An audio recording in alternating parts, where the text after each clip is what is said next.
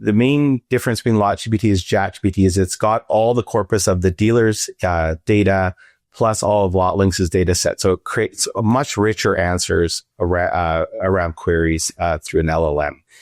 So I'm going to go through kind of a typical flow of how a dealer discovers and uses LotGPT daily. So typically where we start is we just show, hey, what does LotGPT know about me? And this very quickly distinguishes the difference between LotGPT and say something like ChatGPT. You can see here it knows obviously the dealer, but it also knows everything about their inventory. So total vehicles, how their aging profile's going, their distributions, their carryovers, the prices to market, what's trending on the lot, the market context. In other words, who are their competitors and how are they doing versus. So very quickly, we can see the difference between LotGPT and say ChatGPT. The next thing a dealer likes to do is really use it to compare it to their competitors. So basically, this is a great tool for that as the data is basically up to date to the day. So we can get really interesting insights if a dealer is looking at how they're doing. In this case, we're asking, how are my used SUV sales compared to a competitor? It's now crunching through all that data and it'll respond, in that way. So you can see here over the last 90 days, you've sold 214 US SUVs compared to 526 at your competitor. So this is just a very general query about volume, but a dealer can get really specific around that.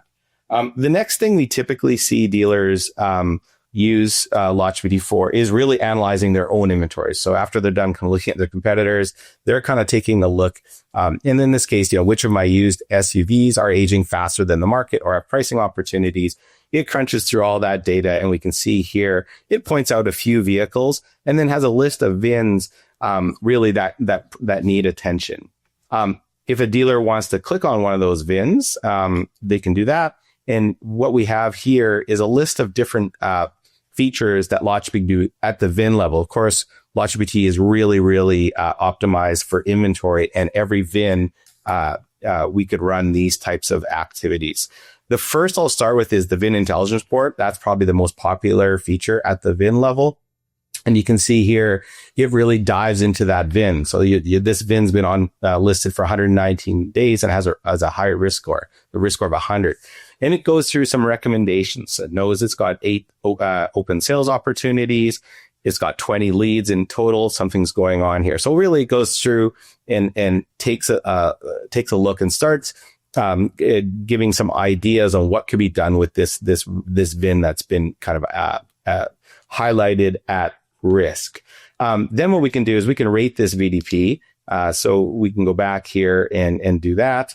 And so you can see here, it's gone and it's gone to the dealer's website, pulled down the VDP and goes through in different ways this VDP itself. So the visual qualities is 5 out of 5. The pricing clarity is 3 out of 5. Calls to action is 3 out of 5. So it really does a great job of that. But not only that, it actually starts to recommend a description here. So you can see it's got an optimized description that a dealer can cut and paste and put onto their website.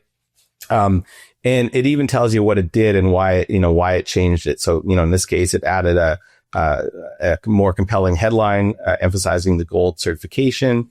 It organized content in clear sections, highlighted some of the features. So this is a nice tool where a dealer can actually go ahead and do it. So those are some of the highlights. Everything from competitive analysis to inventory analysis to right down to rewriting VDPs and those types of functions that can help the dealer on the day to day.